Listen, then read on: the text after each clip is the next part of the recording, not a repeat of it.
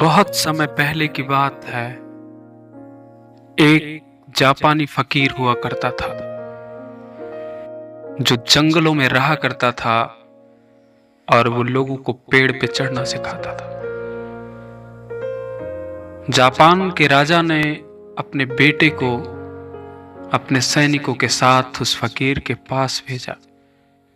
कहा, जाओ तुम भी उससे कुछ सीख के आओ। वो राजकुमार उस फकीर के पास पहुंचा।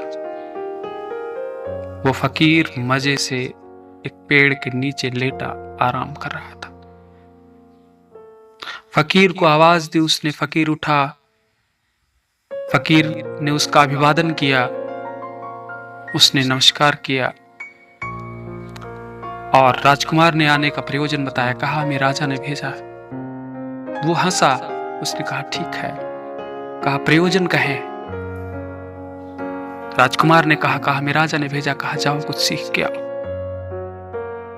फकीर ने कहा, मेरे पास तो सिखाने के लिए कुछ है नहीं सिवाय पेड़ पे चढ़ने के। राजकुमार ने कहा कि पिताजी ने भेजा है, इसलिए ये तो सीख के जाना ही है। जो भी सीख लूं यही सीख लूं।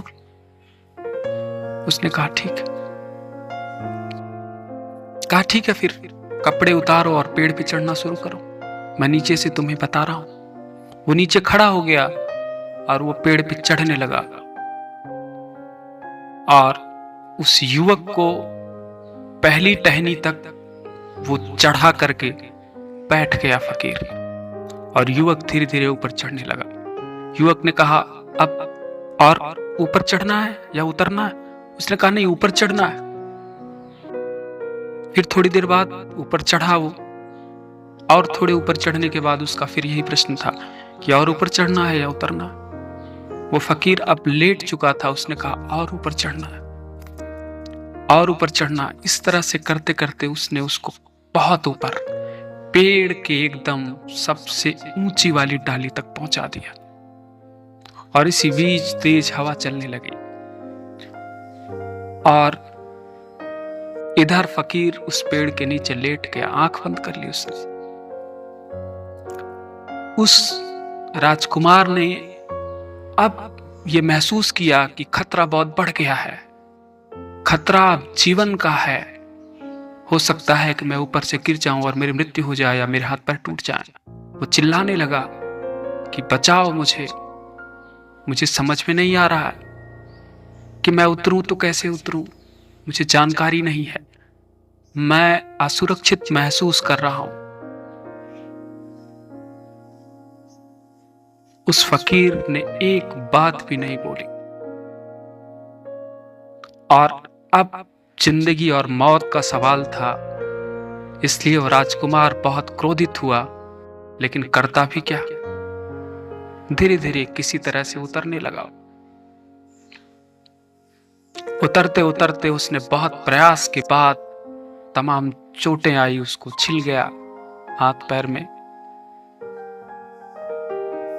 काफी नीचे वाली डाली पे आके वो रुका।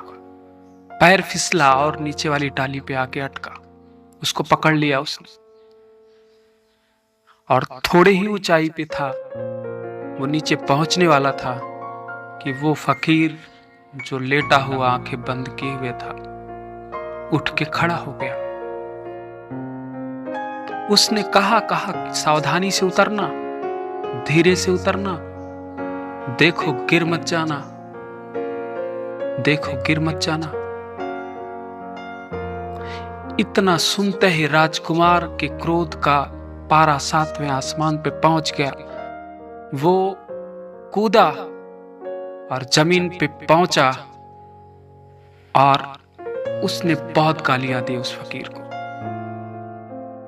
थोड़ी देर बाद जब उस राजकुमार का क्रोध शांत हुआ, उसको ठंडा जल पिलाया उसने। और फकीर ने पूछा, कहा कि तुम इस पेड़ पे चढ़ना ही सीखने आए थे या कुछ और सीखने आए थे? कहा, मुझे तो लगा कि मैं पेड़ पे चढ़ने सीखने आया था, लेकिन ये पेड़ पे चढ़ने जितना आसान नहीं था। मुझे कुछ और सिखाने भेजा था मेरे पिता ने। और वो क्या सिखाने भेजा था वो आप अब सिखा दे। वो फकीर हंसा, कहा तुम बहुत बुद्धिमान मालूम होते हो, इसलिए मैं तुम्हें सिखाता हूं कि ये पेड़ पे चढ़ना तो एक साधन है।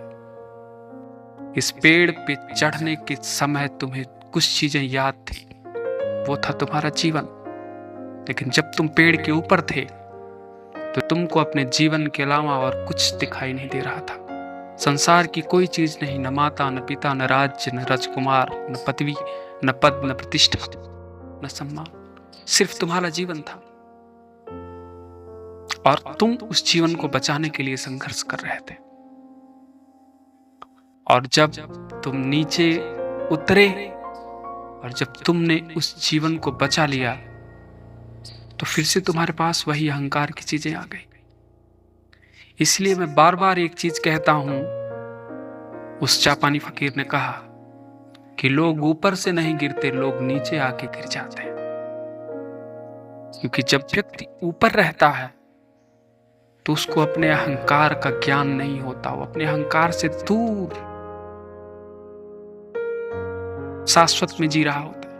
और जैसे ही वो धरती के नजदीक आता है, लोगों के बीच आता है, उसको अपना अहंकार मालूम होता है। और यही अहंकार ही व्यक्ति के जीवन की सारी समस्याओं की जड़ है। इसलिए जाओ, तुम्हारी शिक्षा पूरी हुई। याद रखना, जीवन में तुम्हारे जीवन से महत्वपूर्ण और कुछ नहीं है। तुम भी नहीं हो। वो राजकुमार हंसा, उसने प्रणाम किया और वो निकल गया। इसी तरह से हमारा जीवन है। हमारे जीवन में भी हमसे महत्वपूर्ण और कोई नहीं है। अगर हम हैं तभी ये दुनिया है, तभी ये संसार है, तभी लोग हैं, तभी रिश्ते संबंध है, तभी हमारी संपत्ति है, हमारा सम्मान। अगर हम ही नहीं है, हमारा जीवन नहीं है, फिर कोई महत्व नहीं है इसका। इसलिए अपने महत्व को समझिए, अपने आप को सुरक्षित रखिए, अपने जीवन को बचाइए, अपने जीवन का महत्व समझिए। मिलते हैं अगले वीडियो में। अगर आपको चैनल, हमारा ज्ञान या हमारी प्रस्तुति अच्छी लगी हो तो हमारा सहयोग करिएगा, हमारे चैनल को सब्सक्राइब करिएगा, लाइक शेयर करिएगा, ताकि हमारी वीडियो आपको पहले प्राप्त हो सके। धन्यवाद।